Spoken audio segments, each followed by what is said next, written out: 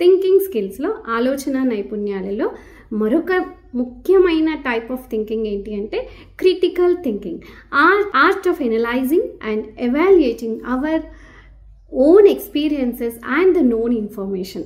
అంటే ఏంటి, మనకు తెలిసిన ఇన్ఫర్మేషన్ నుంచి ఆల్రెడీ మనం లైఫ్లో ఎదుర్కొన్న ఎక్స్పీరియన్సెస్ మనవి కావచ్చు, ఇంకా మన చుట్టూ ఉన్న వాళ్ళ ఎక్స్పీరియన్సెస్ నుండి కూడా మనం నేర్చుకొని తద్వారా ఆలోచించి మనకు అవసరమైనప్పుడు రెస్పాండ్ అయ్యే విధానమే క్రిటికల్ థింకింగ్. ఒక చిన్న కథ చెప్పనా?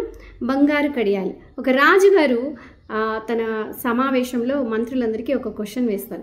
నాకు ఒక కల వచ్చింది రాత్రి, ఒక వ్యక్తి నా గుండెల మీద తన్నాడు, ఆ వ్యక్తికి ఏం శిక్ష వేయాలి అని అడుగుతారు. మంత్రులందరూ కూడా ఉరి శిక్ష వేయాలి, రాజుగారిని గుండెల మీద తన్నడం ఏంటి, ఎవరది, దొంగనా, ఇంకెవరైనా క్రైమ్ చేశారా, ఇలా అన్ని రకరకాలుగా అంటారు. కానీ అందులో ముఖ్యమంత్రి మాత్రం రాజా ఆ వ్యక్తికి బంగారు కడియం తొడగాలి అంటాడు. శభాష్ అంటాడు. ఎందుకు?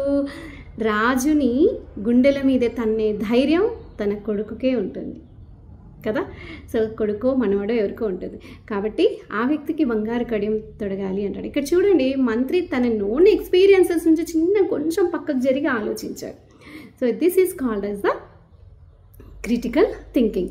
మరి ఎలా ఈ క్రిటికల్ థింకింగ్ని డెవలప్ చేసుకోగలుగుతాం? క్వశ్చనింగ్ చేయడం ద్వారా, ఆర్గ్యూయింగ్ చేయడం ద్వారా, డిస్కస్ చేయడం ద్వారా we can improve our. And at the same time meditation, మన కామ్ పీస్ ఉన్నప్పుడు ఈ థింకింగ్ స్కిల్స్ అన్నీ చాలా బాగా డెవలప్ చేసుకోగలుగుతాం.